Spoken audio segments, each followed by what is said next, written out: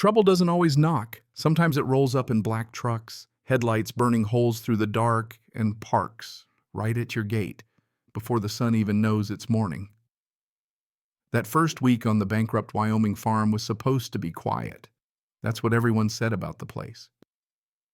But quiet vanished the second I looked out that old farmhouse window and saw a private army boxing in my land 5 trucks deep, each one broadcasting a threat as clear as any shotgun blast. I hadn't even gotten my coffee, hadn't even fixed the damn barn roof yet. But out they came, men in matching tactical jackets with Silver Ridge security stamped in big bold letters, arms crossed like bouncers at a club you didn't want to get into.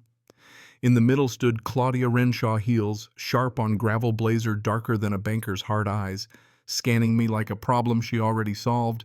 Didn't bother with small talk, just flat out told me this farm, my farm, now fell under Silver Ridge Estates HOA's jurisdiction. Claimed I'd failed to register, failed to pay, failed to fit their standards. Right then and there, she tried to write me off as a squatter on land I'd sweated over for 42 days paperwork. Courthouse trips a deed with my name in county ink. I held up that deed, pointed to the 2018 county map showing my boundary a clean 800 feet from anything Silver Ridge could touch. Claudia didn't care.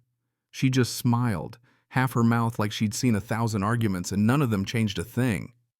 Her security team closed in subtle, not threatening, just a line drawn in the gravel letting me know whose script they thought we were reading from. "This conversation isn't optional," she said, "nor is your compliance." I tried to steady my voice, told her their authority ended at the county road, that this was private land. She dismissed it the way some folks wave off a gnat. Silver Ridge would send notice, she said. I had 72 hours. She walked back to her truck, but not before turning. Looking past me to the rear pasture, eyes lingering on the old timberline well hidden behind the barn, half swallowed by weeds. There was hunger there, calculation, the kind that makes you realize this isn't about unpaid dues at all. After they left, I stood on the porch, gripping my deed so tight the paper creased. What was supposed to be a boundary dispute felt like something else entirely. HOA security teams don't surround a farm for late fees. They come when someone wants something badly enough to start a fight. Not an hour later, a white HOA envelope landed in my mailbox. No stamp, no postmark, just hand-delivered like a threat. Inside, notice of annexation, a phony map demands for registration. That map was so fake anyone with eyes could tell it had been stretched and twisted. No county seal, a signature that belonged to nobody. It felt like a prop from a bad TV show. A golf cart rolled up. Ellis, the neighbor, leaned out, asked if I was the new owner. I said, "Depends you here to add to the collection?" He just smiled. Told me Silver Ridge only expands when they want something, and that morning's convoy, they wanted something for sure. His eyes drifted back toward my well. Didn't need to say it out loud. That evening, those trucks passed slow and heavy again, engines growling through the dusk. I wasn't afraid. Not yet. But anger started simmering, the kind that comes when someone starts sizing up your life and makes it sound negotiable. I spent the evening comparing every document, real county maps, my deed, the fake annexation. There it was, clear as day, my farm outside the HOA, but on their map, a fresh curve grabbing where it didn't belong. Bold, sloppy, deliberate. I walked my fence line at sunset boots, grinding into the gravel, feeling the weight of their tire marks at my gate. The old well sat quiet, stone's cold iron lid rusted shut. But now I saw it the way Claudia did, like something valuable waiting to be claimed. Then the bills started coming. $600 in back dues, fines stacked up to the ceiling, fake threats about further enforcement. It would have been funny if it wasn't so serious. But they weren't subtle, they weren't guessing. Each letter, each slow pass of those trucks, each little warning said the same thing: Silver Ridge thought they were untouchable. They didn't count on me digging in. I started calling old contacts, chasing down surveyor names, checking every record. The surveyor on their forged map never existed. I called Mason Hart, an attorney whose reputation was harder than a winter fence post. He didn't even blink, just told me to email him everything. 10 minutes after I sent the files, he called back, "That signature is worthless. That map, total fabrication. This isn't just intimidation, Evan. This is criminal." That night, my motion lights caught 2 men sneaking through a hole they'd cut in my fence. One had a hydrostatic tester measuring reading, checking the old well. They tried to pry the lid, didn't realize I was recording. I sent the footage to Mason.